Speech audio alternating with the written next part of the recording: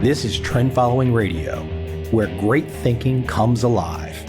Nobel Prize winners, legendary traders, best-selling authors, and the pros that know what drive us irrational human beings. I am your host, Michael Covel. Not filtered, raw, honest. That's my passion.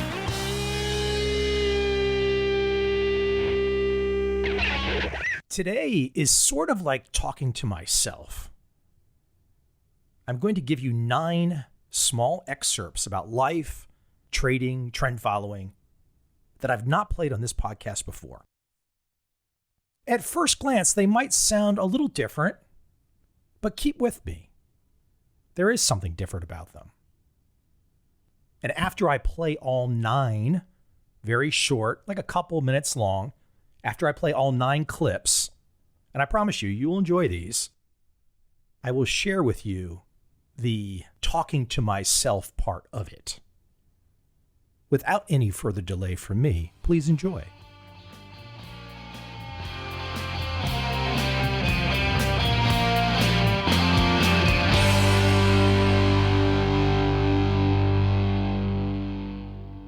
I moderated a panel recently in Paris.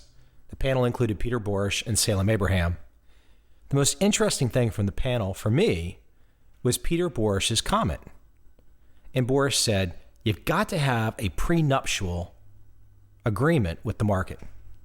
Meaning, before you ever get in to any kind of trade for any reason, you've got to have a predefined exit point, a predefined stop loss point. If you don't have that, you're in trouble. Look, let's say you get into some position, some trade. You spend $10,000. It goes to $9,000. Take your $1,000 loss, get out. That's a prenuptial agreement with the market.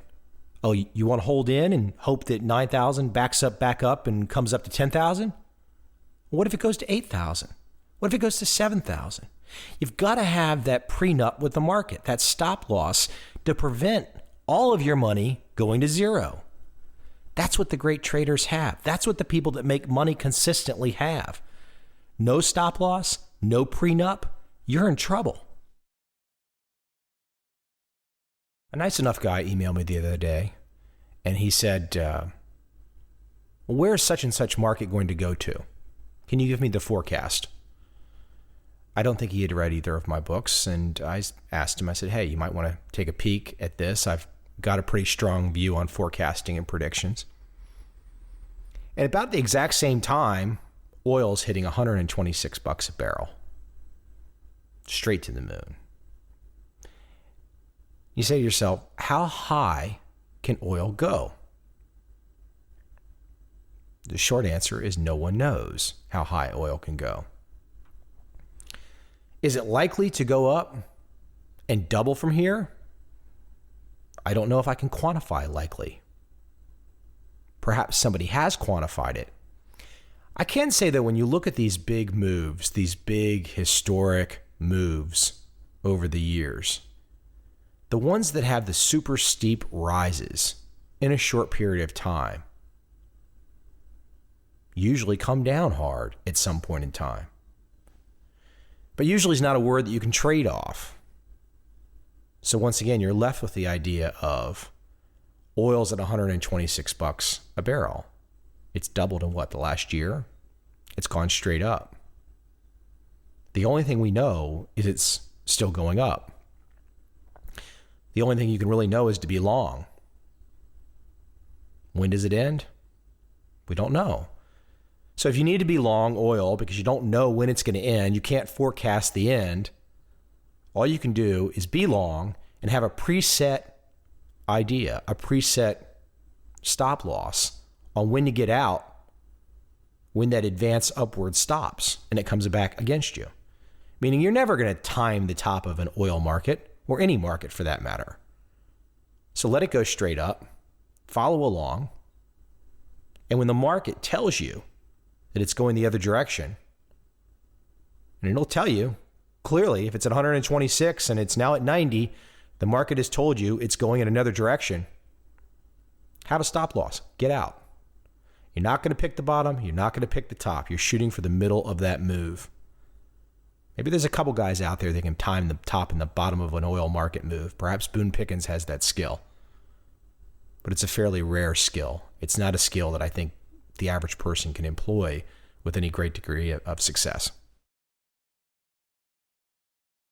An excerpt from the November 1981 edition of Commodities magazine, which went on to become Futures magazine. Amos Hostetter's Questionnaire for Traders. Amos Hostetter wrote that most failures occur when traders attempt to convert a good trading idea into a credit on a brokerage statement. They start with the correct idea, but end without the profit, even though the move developed just as expected. This usually happens because the trader violates some basic trading rules, which he knows but fails to apply correctly. Hostetter developed the following questions to force a trader to apply sound trading principles before entering a position and before closing it out. Here are the questions he says to answer before taking a position. Number 1, do you think that a major trend either has started or is about to start in the commodity in question? Number 2, is the contemplated trade in the direction of this trend? Number 3, do you think that the move will be a substantial one, at least 10% of the current price, and will run for 3 to 9 months? Number 4, have you selected a stop-loss point where you would be willing to admit you are wrong and take a loss? Number 5, is the potential move that you foresee at least twice the loss you will take if stopped out? Number 6, if you are stopped out, is the loss you will take less than 25% of the equity in the account? If the answer to all of these questions is yes, then make the trade. One negative answer will kill it.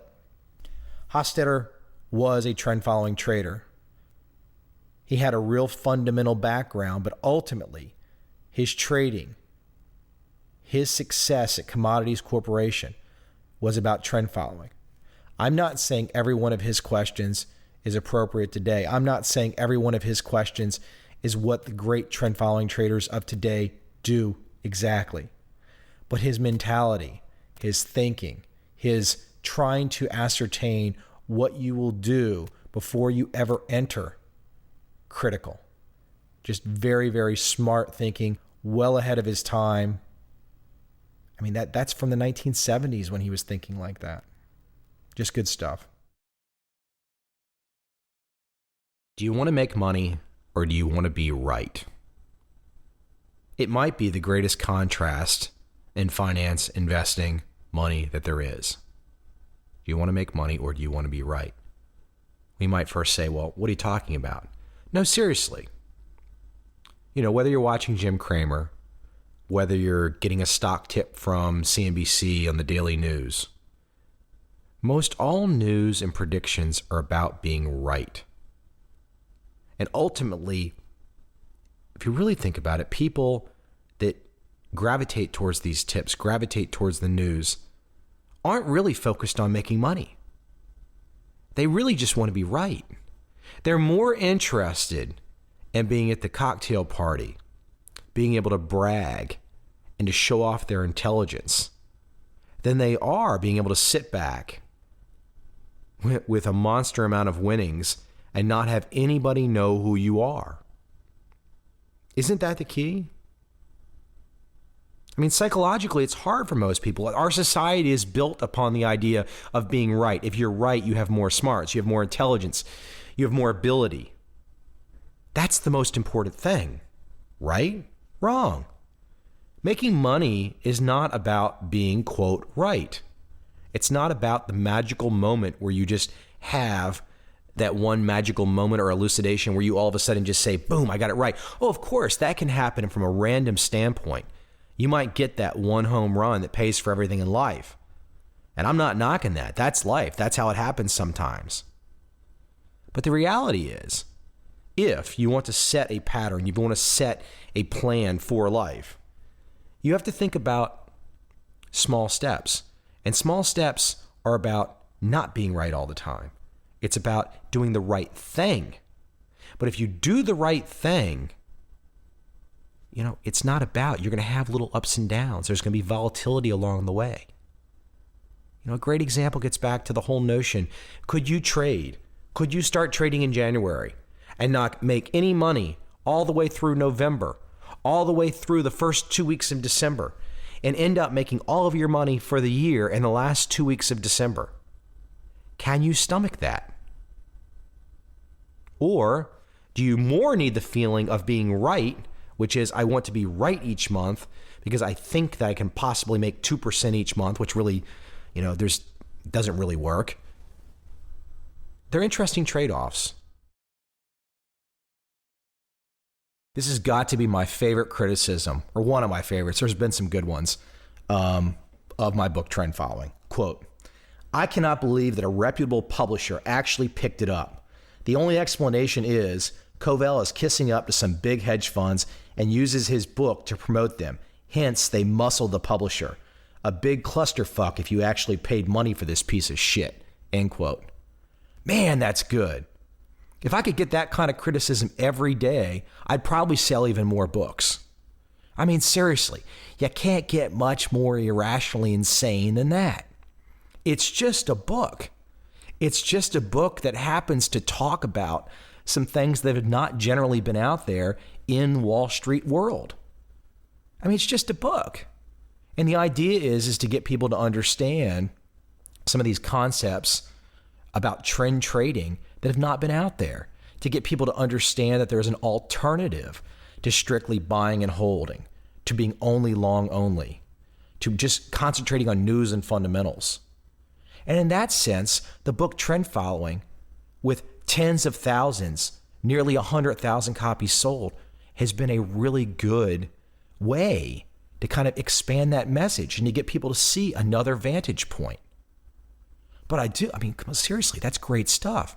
When a crazy person writes in and says that the book is a piece of shit, I'm like, come on, please go to every chat forum in the world and tell people that it's a piece of shit. You know what? Maybe they'll get so curious that they'll stop by and take a read of it, read the book, and then go, huh, interesting. Well, I'm glad I read that one. The real question in trading, when you really get down to it, to look at what the great traders have done and how they've done it. And it's an issue of probabilities and payoffs. Meaning, are you willing to go ahead and think about your bet in such a way, because every time you put your money down at the table to invest in the stock or futures markets, it's a bet. Are you willing to think about every bet you make in terms of an expected value? Meaning, on average, what are you expecting to get for every trade placed? Every trade is a bet. There's a certain probability as to whether or not that bet will be successful. And the issue is to find out your typical winners will have a certain expected value of happening. Your typical losers will have an expected value of happening. And what is that number? You have to think it through. You have to work it through. I mean, to not know your probabilities, to not know what your probability of payoff is for each and every bet that you make every day is trouble. That's where you can go wrong. That's where you can go broke. I met with Larry Height this week. Larry's a really good guy. I mean, he's a really interesting guy. Down to earth. Self-made guy, extremely successful, worth millions upon millions. But when you meet Larry and you sit down with him, it's the basics. It's apple pie. Meaning Larry's not trying to say, you need some intense physics background or intense mathematical background. I'm not saying Larry doesn't have very bright people working for him. He does, of course. But the point is, how he makes his money still comes down to that basic discipline. You can be the brightest guy in the world, but if you panic, if you can't be patient, if you're more worried about the money that you think you're going to make and how you think you're going to spend it, and you get away from that abstract world, that abstract money world that you need to be in to make it big, I mean, that's the great thing when you can sit down and have a conversation with Larry Height, is he grounds you. I mean, Larry will probably get mad at me for giving this podcast because I wouldn't be surprised if a lot of people contact him trying to grab lunch with him. But I mean, he sure is a resource. I mean, he's one of the many folks that I've had a chance to meet along the trail, but he's just a great resource when you're trying to understand the philosophy, the discipline, the mechanics of a trend following mindset. I had the chance to interview a trend following trader recently. Very low key, working in Central Virginia, not Jerry Parker. And he has had a tremendous trading career, over 30 years. Trading trends, thinking in terms of odds. This guy, though, is so under the radar. He just decided he didn't want to be a part of the New York scene. He knew what he could do in terms of trading. He learned from the ground up. I mean, this is a guy that grew up in Georgia, small town, not a lot of family wealth, basically started with nothing. And now, over 30 years, he's quietly, I mean super quietly, assembled a fortune at over $100 million. It's just great inspiration when you're sitting out there, and let's say you're in your 20s or your 30s and you're just getting started and you're saying, gosh, how do I ever get to be that?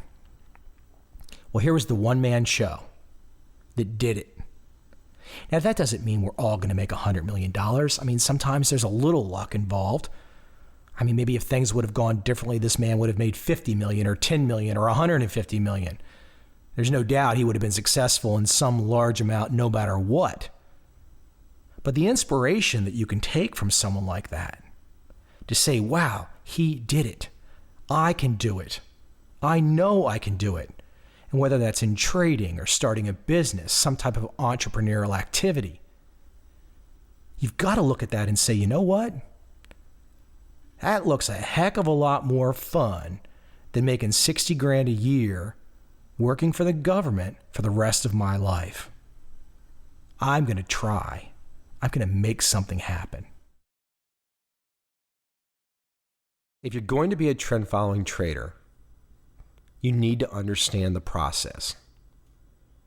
And the process, and whether this really hits home with you or not, whether this really hits you in the gut, the process involves many small losses. Many small losses that add up, that can often add up to larger losses. Look, it's real simple. Let me give an analogy. The trend following analogy to, let's say, a swimming pool. You come out to a pool, it seems like a nice day out, but how's the water? Is the water too cold? So you stand on the edge of the pool, you dip your toe in. It's too cold, you don't jump in. A few minutes later, you dip your toe in again, it's too cold, you don't jump in. A few minutes later, you dip your toe in, and it's really nice, you plunge into the pool. That's where the small losses come from in trend following. Because trend followers never know if a market is going to keep going in the direction of their entry signal. So you get an entry signal. It says go long at price level 100. You get in at 100. Boom, all of a sudden, price goes back to 98. You get out. It's just like dipping your toe in the water. Too cold. Get out. Take your loss. Price signal comes again. You get in at 100 again. Boom, all of a sudden it goes to 125. That's just like plunging into the water. I mean, you just can't predict these things. And instead of being so wrapped up in the mindset of a Jim Cramer and a CNBC where you're trying to predict, you're trying to be some fundamental guru that can tell you about what the Fed's going to do and what the latest crop report's going to do, why not just take a step back and look at the markets as one big giant sea of numbers? Who cares what the market is? All you're trading are numbers.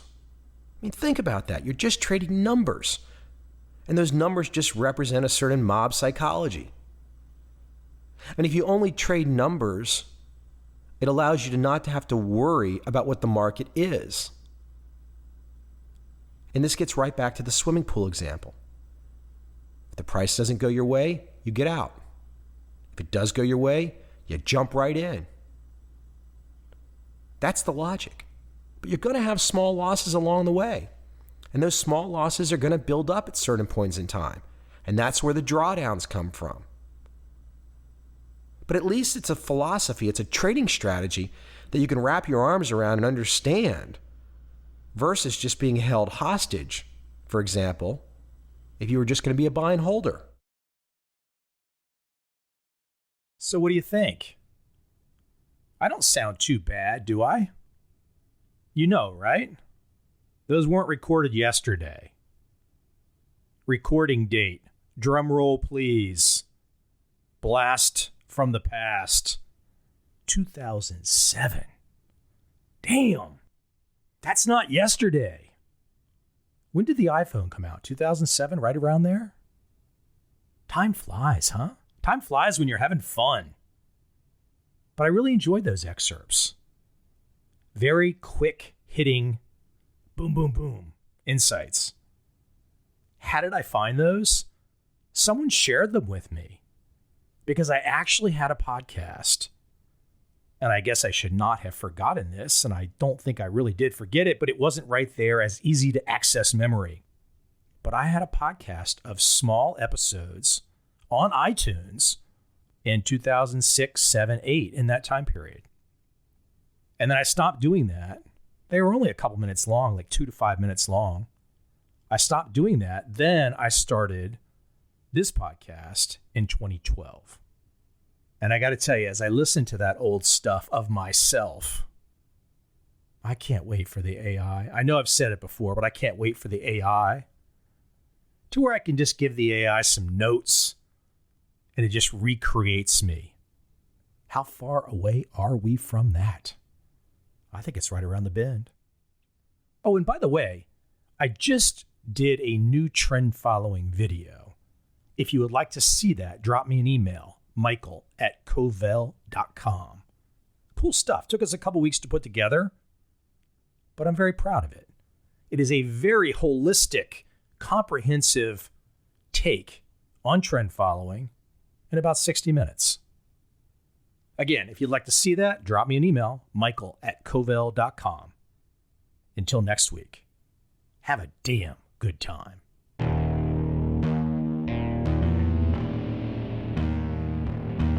I see a time when those awake will understand how to make money in up, down, and surprise markets. Whether new trader or experienced, college student or financial advisor, protecting against a crash or just trying to make a lot of money, trend following offers everyone an answer in uncertain times. To get started immediately, send me an email, michael@covel.com. I will send you the right trend following steps to take along with my free video.